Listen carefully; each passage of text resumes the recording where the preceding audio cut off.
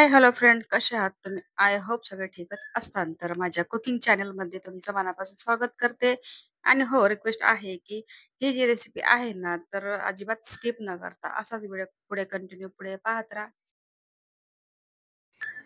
आणि हो फ्रेंड्स, आतापर्यंत माझ्या चॅनलला सबस्क्राईब केलं नसेल, तर प्लीज माझ्या चॅनलला सबस्क्राईब करा आणि लाईक करा, शेअर करायला पण विसरू नका. तर मी तुमच्यासाठी एक रोज नवीन काही ना काही अशी एक रेसिपी घेऊनच येतच आहे. तर आजही नवीन अशी एक रेसिपी घेऊन आलेली आहे. जेणेकरून आतापर्यंत मला वाटत नाही कोणी शेअर केली असेल म्हणून. त्यासाठी एक ही जी रेसिपी आहे ना, तर नवीनच आहे. तर आज चला आपण रेसिपी स्टार्ट करूया. तर तुम्ही इथं पाहत आहे, की इथं मी घेतलेले आहे 2 कप गव्हाचं पीठ घेतलेलं आहे. ते चाळून घेतल्याच्या नंतर परत मी 1 कप घेतलेलं आहे गव्हाचं पीठ. पीठ दुसरं कोणतंही यूज केलेलं नाही. फक्त मी गव्हाचं पीठ इथं घेतलेलं आहे. आपली जी रेसिपी आहे ना, फक्त 3च म्हणजे फक्त 3च जिन्नसपासून तयार होणार आहे. तर जी कोणती आहे तर बघा, पूर्ण व्हिडिओ पाहिल्याच्या नंतर तुम्हाला कळणार आहे. तर अजिबात जी व्हिडिओ आहे ना, स्किप करू नका. आणि इथं मी पीठ जी चाळून घेतल्याच्या नंतर इथे तुम्ही पाहता असाल की चवीपुरतं मीठ घेतलेलं आहे आणि चवीपुरती इथे मी साखर घेतलेली आहे आणि जी साखर आहे ना ती पण एकच टेबलस्पून घेतलेली आहे आणि ते जे आपल्याला हे जे मिश्रण आहे ना एकत्र करून घ्यायचे म्हणजे असं काही नाही की एकत्र झालंच पाहिजे. एक भांडं घेतले म्हणजे बाउल घेतला त्याच्यामध्ये एक तांब्या पाणी ॲड केल्याच्या नंतर अर्धा चमचा इथे मी घेतलेली आहे हळद आणि जी हळद आहे ना, ती इथं मी पाण्यामध्ये मेल्ट करून म्हणजे पूर्ण विरघळून घेते. तुम्ही डायरेक्टली पिठामध्ये पण टाकू शकता. पण विषय असा होतो ज्यावेळेस आपण पिठामध्ये हळद मिक्स केली तर व्यवस्थित ती मिक्स होत नाहीये. त्याच्यासाठी जी आहे ना टिपच आहे ही. तर पाण्यामध्ये आधी जी हळद आहे ना ती मिक्स करून घ्या. जेणेकरून जे आपण ज्यावेळेस पीठ मळू ना, ते पूर्ण एकत्र होईल. तर इकडे तुम्ही पाहता असाल की जे मिश्रण आहे ते थोडंसं एकसारखं करून घेतल्याच्या नंतर कारण एवढं पण काही नाही की घ्यायचंच आहे म्हणून.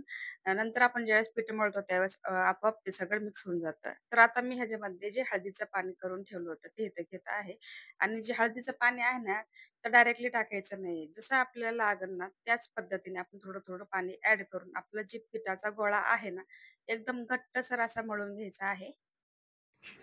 आता मला सांगा बरं, की तुम्ही आतापर्यंत ही रेसिपी पाहिली का? शक्यतो ही रेसिपी कधी बनते तुम्हाला एक मी खास एक सांगते अशी.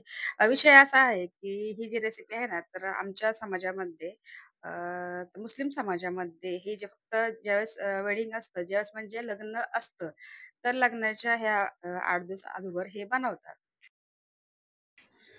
आणि हे कशासाठी लागतात ते पण तुम्हाला त्याचं पण रिझन सांगते. प्रत्येकाच्या ह्याच्यामध्ये ना कसं असतं, की पद्धत वेगवेगळी असते लग्नामध्ये. आमच्या पण थोडेसे रूल्स वगैरे वेगळे आहेत. तर रूल्स म्हणजे नाही असं काही नाही. पण जी बनवायची असतात ना, की तर आमच्यामध्ये कसं असतं, की ज्यावेळेस हळद असते ना, तर ज्यावेळेस नवरी पहाटं ज्यावेळेस लग्नाच्या दिवशी पहाटं ते म्हणतात ना, तेल चढवायचं, उतरवायचं त्यासाठी जी ही चला बोलूनच टाकते. इथं मी बनवत आहे सॉल्या. त्यासाठी ते लागतात आणि सर्वात महत्त्वाचं ज्यावेळेस आमच्याकडे सवासणी जेवायला बसतात, त्यावेळेस ही जी रेसिपी आहे, त्यावेळेस हे ताटामध्ये लागते. कारण ह्याच्याशिवाय सवासणी पण जेवू शकत नाही आणि हळदीचा कार्यक्रम म्हणजे हळदीचा नाही बरं का, लग्नाच्या दिवशीचा. ते पण कार्यक्रमासाठी हे लागतातच म्हणजे पाहिजेनच अशी ही आमची सर्वात महत्त्वाची रेसिपी आहे. तुमच्याकडे पण काय कोणते ना कोणते म्हणजे प्रत्येकाचं कसं असतं, की वेगवेगळे पद्धत असते, वेगळे म्हणजे काही ना काही असतं पाहण्यासाठी. तर आमच्याकडे पण असं आहे. तर चला तर म्हणलं, की आपण YouTubeचं चॅनलचं चालू केलं त्यासाठी. तर आता प्रत्येक रेसिपी तुमच्याशी मला शेअर करावंच लागतील. तर आता सध्याच्याला आमच्याकडे ना अजिबात म्हणजे लग्न नाही आता सध्या. तर दाखवण्याचा प्रयत्न तरी कसं करावा त्यासाठी म्हणलं चला आपण बनवून शेअर तरी करावा. आणि इकडे तुम्ही पाहता असाल, की जी पिठाचा गोळा आहे ना, आता 15 मिनिटं फक्त मी ह्याला काय केले, ओला कपडा घेतला होता आणि कॉटनचा आणि त्याच्यावरती झाकून ठेवल्याच्या नंतर मी इथे आता जे गोळे आहे ना, ते तयार करते. कारण कसं असतं, की एक गोळे बनवायची नंतर लाटत बसायचं. त्यासाठी काय करायचं आधी 5-6 जसं म्हणजे आपल्याला म्हणजे जास्त पण नाही बनवून ठेवायचे. लगे-लगे लाटायचे असतील, जर लाटायला कोण सोबत असेल ना, तर तुम्ही फटाफट जे गोळे आहेत ते बनवून ठेवू शकता. इथं मी 5-6 बनवून घेते, नंतर परत लाटते. 5-6 बनवून घेतल्यात परत लाटत होते, की कारण कसं असतं, की तेला ना क्रॅश पडतात. मग ते ना व्यवस्थित होत नाही ते. म्हणजे कसं असतं, की दिसायला पण छान दिसले पाहिजे ना, त्यासाठी मी काय केलं 5-6 5-6 बनवून घेतले होते आणि नंतर मग जसं हवे ना तसं ते पेढे तयार करून घेतले.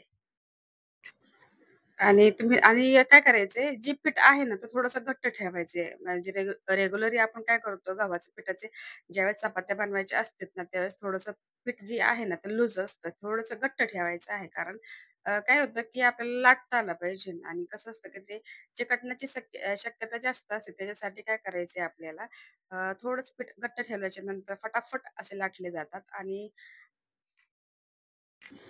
मला हे सांगा, आतापर्यंत तुम्ही कोणी खाल्लीत का ही रेसिपी? म्हणजे मला आता असं वाटत नाही बरं का, पण काही सांगता येत नाही. खाल्ली पण असेल. जर कोणी खाल्ली असेल, तर नक्की मला कमेंटमध्ये सांगा बरं का. कारण मला हे पण कळू द्या, की ही रेसिपी कुठं-कुठं बनवली जाते. कारण आमच्याकडे म्हणजे प्रत्येकापाशी सगळीकडेच म्हणजे ही बनवतात. तर मला पण हे कळलं पाहिजे, की कुठे-कुठे बनवतात. चला तर मग आपण जे आहे, तर थोडंसं पिठाचा हात घेऊन इथं आपण लाटून घेऊ शकतो. आणि हो, ज्यावेळेस आपण गोळे जे तयार करताना आहे ना, जर तुम्हाला तेल हवं असेल ना, हाताला लावायचं असेल, तर तुम्ही लावू शकता. नाहीतर मग पिठाचा थोडासा हात घ्यायचा आहे आणि आपल्याला गोळे तयार करून घ्यायचे आहेत. आणि हो फ्रेंड्स ही जी असते ना चपातीच्या साइजची नसते. चपाती छोटी पोळी असते ना त्याच हिशोबाची असते. आणि जर तुम्हाला आकार ह्याचे जर छोटा-मोठा हवे असेल तर तुम्ही ठेवू शकता. पण ह्याचा जे आकार आहे ना मीडियम साइजमध्ये असतो. कारण खूप मोठा बी नसतो, खूप छोटा बी नसतो. म्हणजे दिसायला एकदम ॲक्टिव्ह वाटला पाहिजे ना आणि ते कढईमध्ये बसला पण पाहिजे. अशा प्रकारे त्याचा आकार ठेवला जातो. आणि शक्यतो कसं असतं, की हे पौष्टिक असतं. हे गव्हाच्या पिठापासून म्हणलं, की एकदम पौष्टिकच आलं, ह्याच्यामध्ये काहीही टाकलेलं नाहीये. तर तुम्ही कधीही ह्याला बनवू शकता. आणि आपली जी आधी जी आहे ना आपली जी सोली आहे ना, ती बनवून तयार झालेली आहे आणि सोली कशी वाटते बघा, एकदम आकार वगैरे आणि किती छान त्याचा कलर तुम्ही पाहू शकता ना. अजिबात कुठंही म्हणजे कुठं मिक्स झालेला नाही, असं म्हणजे थोडंफार राहिलेलं नाही. पूर्ण कलर जे आहे ना आपला, पिवळा कलर एकदम छान असा आलेला आहे.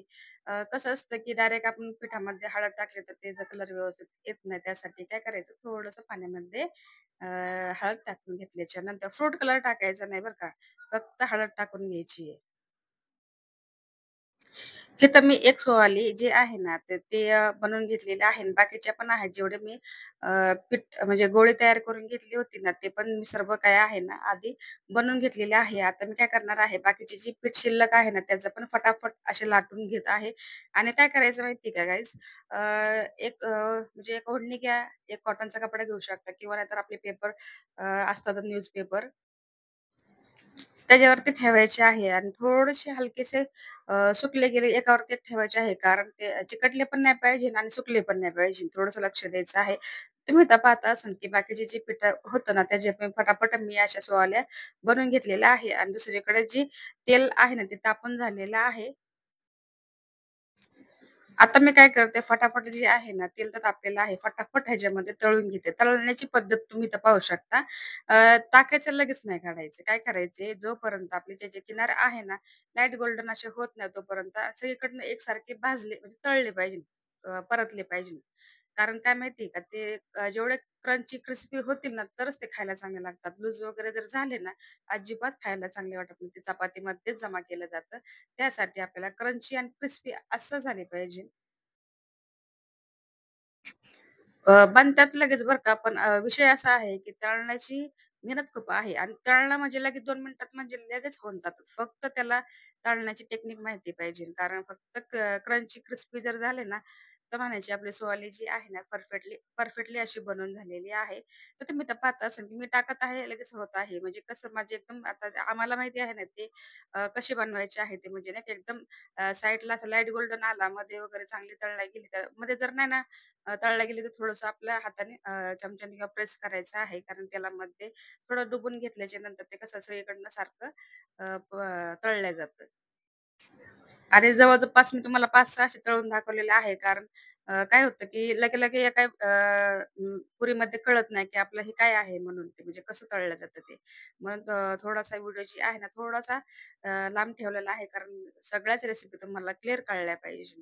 जसं तुम्ही पाहता असाल, की बाकीचे जे आहेत ते पण मी फटाफट अशा तेलामध्ये तळून घेतेय. आणि तुम्ही ह्याला ना चहा सोबत पण खाऊ शकता आणि चहा जरी नसेल, तुम्ही असंही जरी खाल्लं ना, तर खरंच खूप टेस्टी लागतात. तुम्ही एकदा नक्की ही रेसिपी ट्राय करून पहा. कारण आमच्या म्हणजे आमच्या कडे कसं असतं, जरी लग्न असलं ना, तर लग्नामध्ये भरपूर जवळपास आहे ना, 1 ते 2 गोणी टीप म्हणलं तरी काही हरकत नाही. भरपूर असे बनवून ठेवतात. जवळपास 7-8 किलोचे, 10 किलोचे असे बनवून ठेवतात. तर विचार करू शकता तुम्ही 10 किलोचे, 5 किलोचे किती होतात ते. तिकडे मी घेतला फक्त 3 कपाने आपले भरपूर असे झालेले आहे. तर फायनली माझी जी रेसिपी आहे, सुवाल्या रेसिपी आहे ना, ती बनवून तयार झालेली आहे. तर सोवाल्या रेसिपी तुम्हाला कशी वाटली नक्की मला कमेंटमध्ये सांगा. आणि ही जी रेसिपी आहे हिथंच मी एंड करते. आणि ज्यांनी हा माझा व्हिडिओ पाहिला असेल त्यांचं मनापासून आभार मानते आणि हा व्हिडिओ मी इथंच एंड करते. तर आज व्हिडिओ आवडला असेल व्हिडिओला लाईक करा, चॅनलला सबस्क्राईब करायला अजिबात विसरू नका. भेटूया नेक्स्ट व्हिडिओमध्ये. छान-छान रेसिपी तुमच्यासाठी मी नक्की घेऊन येत जाईन. तोपर्यंत स्वतःची काळजी घेत राहा. सर्वात महत्त्वाचं खात राहा. बाय.